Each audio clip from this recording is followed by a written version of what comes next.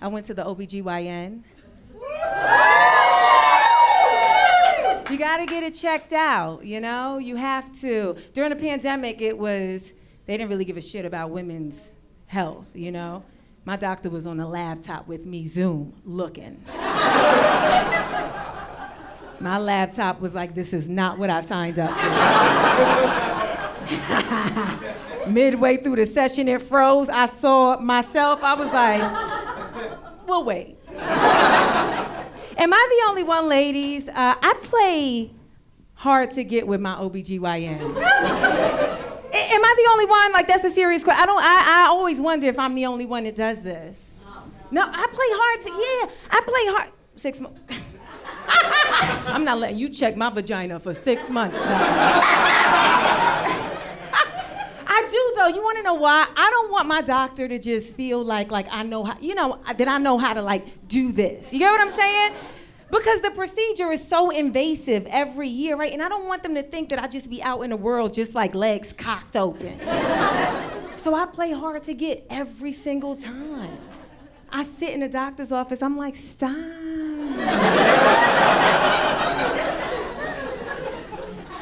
No. I made the appointment. No. Because they don't warm you up, you know what I'm saying? The lights are fluorescent, it's cold in the room. They rush you, they get undressed, get on the table. I'm like, you gotta say something nice. I don't get undressed without a meal. Give me a lollipop. Stop. I like my doctor, though. I do, I like her. She's a black woman in Beverly Hills. Unicorn.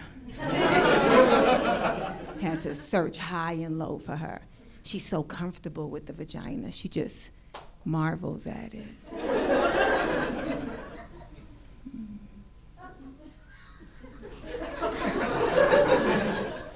It gets uncomfortably awkward. I'll be like, what is happening there?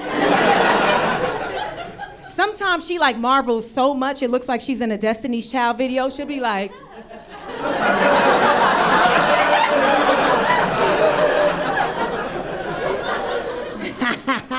I'll be saying her name. Okay.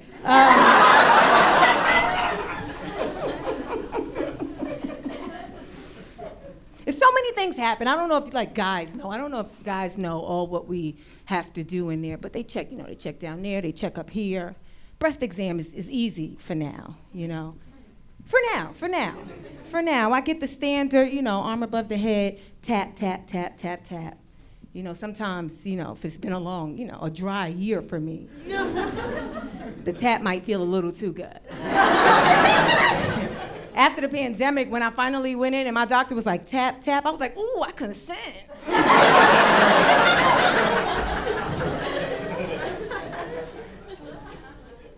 She warned me.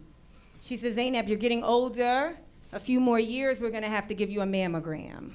I didn't know what a mammogram was. I was like, what's a mammogram? Anybody here got a mammogram? Ladies, men with titties? They suck. Somebody said they suck. Yeah, they do. Okay, so a mammogram is a screening for cancer, right? And it runs in your family, you either have really dense breasts or you turn 40. And that's the screening. Yeah, and if you don't know, the actual procedure, they take 2 cold metal plates. You have to put your titty between the 2 cold metal plates, and they smash your titty. Fucking smash, just. Not just titty either, underarm, just fucking smash your titty. And I'm like, this had to be invented by a guy. It had to be. No woman would ever be like, yeah, no, smash their titties. They fine with that. No. For our health, we'll do it. No woman. Also, they put ma'am in the title. I feel like way back when the first mammogram, the doctor was like, come on, old bitches, let me see them titties.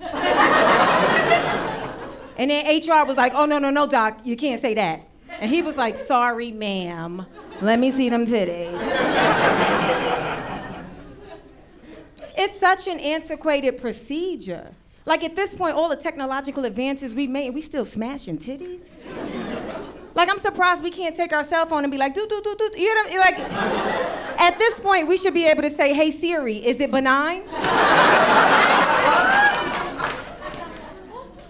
Guys, could you imagine, guys, if they told you guys, bring us your flaccid dick. Bring us your flaccid dick. We're gonna take your flaccid dick. We're gonna put it between two cold metal plates. And we're gonna smash it. We're gonna smash your dick. But you hear the ladies are giggling, the guys are like, go on. Smash that dick, will you? It'd be the first time guys ever volunteer to go to the doctor. I heard y'all was smashing dick. For my health. Do I need an HMO or PPO? I'm just here to get my dick smashed, guys.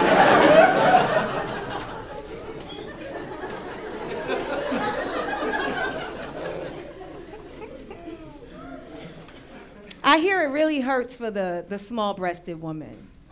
Yeah, I hear, you know, it makes sense. You know what I'm saying? You gotta put something on a plate. You know, you want, you know. I'm part of Itty Bitty Titty. Yeah, you know, I'm fine with it. I'm a member of the board. Whenever I say it too, people are like, you're good, Zainab. Like, you're proportioned, like, you're fine. Here's the thing, I have on a padded bra. So I'm very, very small. Like, my bra is heavily padded. Like, I'm doing this, feeling my, can't feel it. Very padded. Somebody could come in here right now, shoot me in the chest. Would not do it. God forbid a shooter came in here tonight, I would protect all of us. Like, give the killer back his bullet.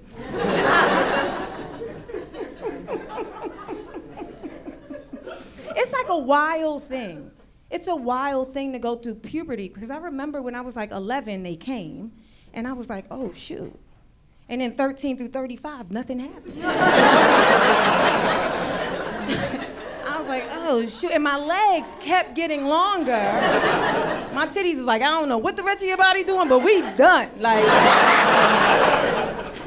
nothing else for you. I like to go to YouTube to prepare for any of the unknowns, you know? YouTube is like, that's my place. Find out everything on YouTube. You wanna know how to do drywall? YouTube. You wanna know what the rash on your forehead is? YouTube. Turns out 93,000 other people got that rash. Also, the ointment that you need for the rash is in the ad on YouTube.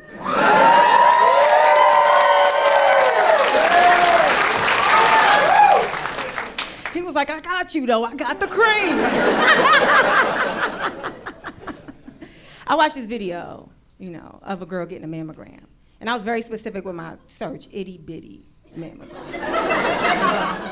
And I don't want to see no big titty woman getting, you know what I'm saying? I wanted the smallest titty. Like, I wanted the titty like when you go to get the mammogram, they like, oh, pediatrics is that way. I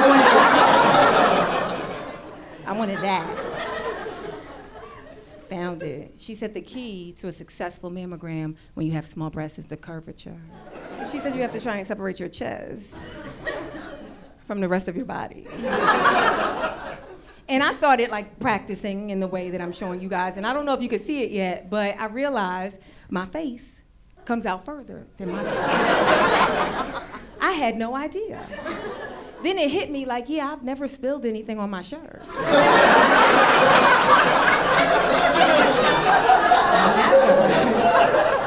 I have so many big-breasted friends that are like,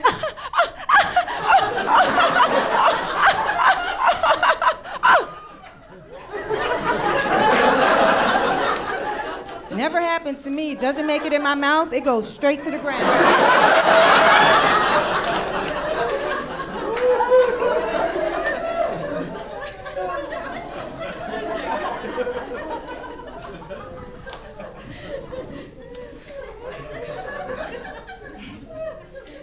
The gowns are getting shorter. It's crazy. Gowns used to come down to my knees, my thighs. I'm tall. Now they crop top. I'm like, what is this, a Fashion Nova? OBGYN, collection?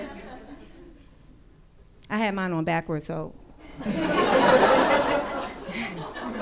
titties was out. And my doctor, she's like rubbing her hands together, vigorously, like rubbing them, and I'm like, what's she about to smack my titties? I didn't know. Only time I ever seen somebody do this was LeBron, and that's before he about to have a great game, you know? So I got concerned, and then it hit me that superstition, when your hands itch, you're gonna get a lot of money. Have you guys ever heard that? When your hands itch, you get a lot of money, your eyes twitch, somebody's talking about you. So I get hyped in the doctor's office. She's like scratching her hands, rubbing them, scratching them together, and I'm like, oh shit, doc, you about to get money. She was like, Zainab, what are you talking about? I was like, cause right, your hands itch? She was like, what? No. I'm rubbing my hands together so that they could be warm before I touch your breast. I said, that's some good ass customer service.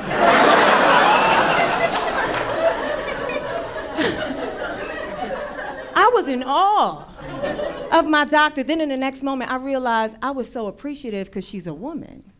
But if my doctor was a man, it would have changed the context completely. If I'm standing there, titties out, and my male doctor is in front of me like, we about to check those titties. I'm Zainab, you guys, thank you.